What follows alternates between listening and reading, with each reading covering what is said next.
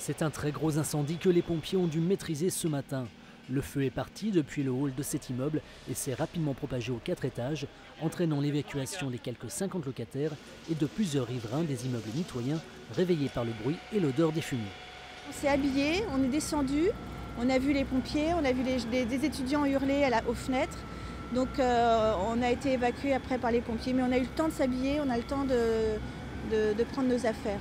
C'est un immeuble ancien, je pense, du 19e, avec donc une cage escalier en bois. Il est clair que la propagation est très rapide dans ce type d'immeuble. 28 personnes ont été intoxiquées, dont 10 gravement. Parmi elles, on compte hélas 4 enfants, dont un bébé de 1 mois.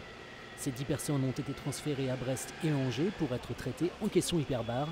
Une enquête a évidemment été ouverte et on s'oriente de plus en plus vers la piste criminelle. Lorsque les fonctionnaires sont arrivés sur place, ils ont remarqué parmi les badauds 3 individus très fortement alcoolisés et qu'ils avaient aperçus 1 heure plus tôt, figurant déjà parmi les badauds d'un précédent incendie de cyclomoteur rue Baudrerie à quelques pas de là. Ces 3 hommes âgés de 19 et 21 ans ont été interpellés.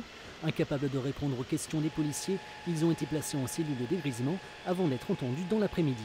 Si les soupçons se confirment, ils pourraient être mis en examen samedi.